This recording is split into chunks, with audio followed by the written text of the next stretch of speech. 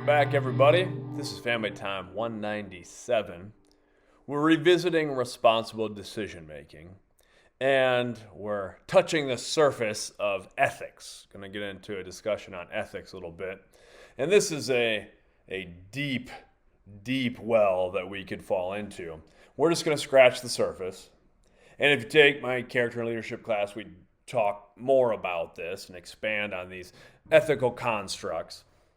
But I want us thinking a little bit about some just broad ideas that exist in ethics. And the first is kind of the idea of equity, fairness, and justice. And usually I kind of throw respect in with this. We kind of talked about that 2 weeks ago, the idea of like dignity versus like a deeper kind of earned respect. So I want to talk about equity, fairness, and justice. It is built into us to want things to be fair, just. And these terms are slightly different. These kind of all overlap each other a little bit, and you could probably find different definitions, and there's maybe some gray area between them. But a lot of times when we think ethically, or we think of just how humans interact, we want things to be fair, right? Or we say we want things to be fair. A lot of times what we want is we want things to be equal. But this is in large part my opinion, things are never going to be entirely equal. And I don't know that they should be. Here's what I mean. A lot of times we think, okay, well, this person, let's say in class, right? And maybe you're like, this teacher likes this other student more than me. That's not fair. Okay, maybe like is strong terminology, but sometimes we feel that way, like, oh, this likes this person, doesn't like me. But maybe you're observing that, like, man, there's some times that maybe this student get some leeway that I don't, or get some recognition that I don't. Well, then we have to ask ourselves a couple of questions. What we're saying in this one is we want things to be equal. I want to be treated the same as this person. Now, to a point, that should exist, right? I'm hopeful. We should, as teachers, want to give everyone equal opportunity. We want to give everybody a fair shake. And again, I'm saying fair, not equal, but everyone should all have the same opportunity to succeed, and we shouldn't have preconceived notions about people, things like that. So to that level, yes, I agree with you. We want equality on that level. But then, and this is a conversation I've had with students and athletes before, where it's like, okay, but if this other student gives a great effort and is respectful, treats the other students with dignity, and is respectful toward the teacher, and asks questions, and does all of the things laid out, then they may get some other opportunities. Maybe it's whatever it is, like, oh, this person got to retake this thing and I didn't. Well, okay, but did you go through the process? Did you go through all the steps? Because if you didn't, what's really fair then? Is it fair for me to give you both the same opportunity if one person did a ton of work and the other person didn't? If you maybe didn't do all that work? It's certainly not equal, but is that fair? I don't know. You can make the argument, what is really fair? But fair is based on something, based on some level of merit, right? We've all probably had at some time or another where you have that group project, you know? You have to do it a lot when you're like in elementary stuff, and you got the group project. And many of us have been that student who it's like, oh, I have to do all the work in this. I'm putting forth all this effort and then everybody's going to get the same grade as me. Well, that's equal getting the grade, but you're not doing an equal amount of work. So then is that fair? Or is it more fair to say everybody gets their own individual grade even though it's a group project? Or is it fair to say you're all supposed to come together and collaborate, so you're all going to share the grade, so this is also about teamwork and pulling people up?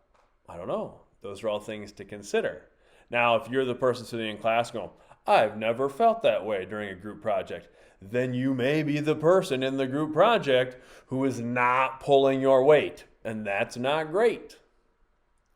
So those are sort of simple examples from school that we think about sometimes. But we have a reaction to that. We have a visceral human reaction to that. Think of little kids. If you have younger siblings or you're around any young people down in the elementary, and they're like, that's not fair. That's a big thing. That's not fair. Again, I have 6 kids across a variety of age groups. The youngest is in kindergarten and the oldest is in 8th grade. If I let the kindergartner watch the same things on TV that I let the 8th grader watch, I don't think that would be very responsible of me. So then sometimes you might have the kindergartner going, well, that's not fair. Well, it is fair. They're older. They're more mature. They can understand things a little differently. They're not going to wake up in the middle of the night and have a nightmare if we watch this thing. So it is fair. It is definitely not equal. All things to think about. Then tied into that is the idea of justice. We kind of want a sense of justice. We demand justice. When we feel like something isn't fair, then we demand justice. We want things to be put right. Now, I think that can be a very positive human attribute, but it's also important for us to understand that sometimes that's just the way it is, that we're not going to get some balancing of the scales sometimes. So there will be certain times where we are treated unfairly. And we have to decide if we're going to let that break us or we're going to sit and complain and say, woe is me. It's not fair. Well, maybe it is. I always go back to this when I use the example of we don't all have equal backgrounds. We don't all have the same experiences. Some of us come from very loving and involved homes, and some of us come from home lives that are challenging and have a lot of obstacles.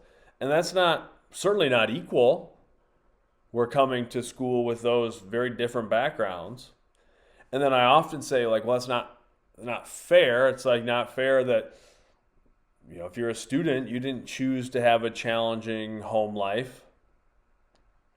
But then if you're looking at a strict sort of definition of fair, where it's just the distribution of good and bad, and it seems sort of at random, then it's well, that comes into perspective. Do we just decide, that's fair in the sense that it's not equal?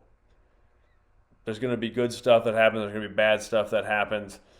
Some of it is not justified, but it's just the way it is. And then we have to decide what we're going to do about it. And if there are cases where someone is deliberately, intentionally trying to hold us back or trying to impact us in a negative way, we don't need to sit and take any of that. We should fight for a sense of justice and fairness and to do what is right by ourselves as well. But those are all things to think about when we start talking about ethics. And we'll talk a little more in class. And then kind of along with that, I want you to think about how you maybe make ethical decisions. And we'll get into this deeper in class than in the video here. But we're going to talk about ends-based, rule-based, and care-based forms of ethics. And there's a lot of different things that kind of fall underneath these. But essentially it's this, very watered down. An ends-based system of ethics would be the ends justify the means. And a lot of times, like utilitarianism is a great example that I use for ends-based ethical thought. Utilitarianism would be, I'm trying to do the most good and the least harm.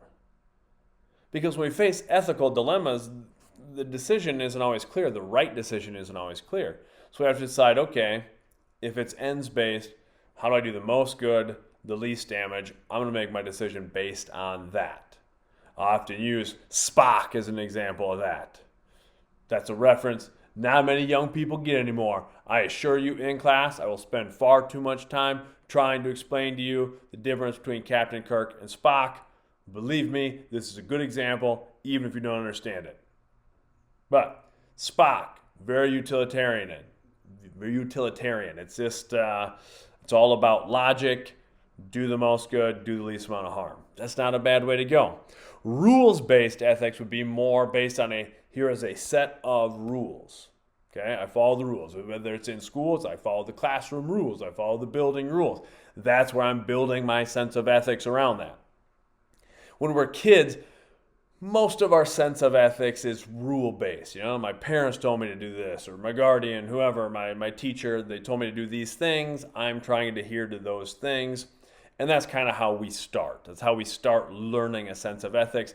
And then even through observation, we learn what's culturally accepted, what's appropriate within the group, and then we start to behave that way. And that's good early on. Then eventually we want to start to form our own constructs of ethics, or we want to adopt a system of beliefs, like a religion, however you feel religiously. I'm not trying to comment on that, but a religion would be like a rules-based sense of ethics. So if you say like, oh, I'm a religious person, I go to this church, we believe this, again, that's great, but that is a structure of ethics then to follow, a rules-based structure, because we have a set of rules, right?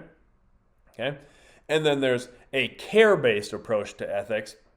In a care-based approach to ethics, again, a lot of different varieties, but it would be we're attaching our belief about ethics to maybe a certain thing or a certain person or whatever, where it would be like protecting my children, right? That would be like the primary thing, or my spouse or whatever. Like that's where I'm putting my care. That's my belief system. Or in the school setting, it's about the individual person that I'm trying to help and trying to protect and trying to provide some scaffolding for.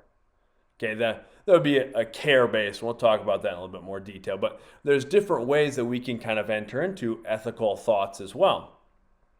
And it's important to consider these things and how we maybe think about things ethically, because especially as you get older, you face more and more challenging decisions. More and more decisions where there's not a clear right or a clear wrong answer. So we have to decide, okay, what do I believe? Who am I? How do I make decisions based on that? Because if you can do that, I say this all the time, like we spend so much time worrying about making the right decision instead of just making a decision and then making that decision right by our actions, deciding that's going to be the right decision. Because we can't go back in time and see, oh, what if I would have done this? All this other stuff would have happened. But if you make your decisions based on your ethics, based on your core values, you'll be right every time. Because you can always look yourself in the mirror. You can always feel good about who you are, who you're trying to be. And then whatever happens, happens. We can't control all of that. All right. Until next time, much love.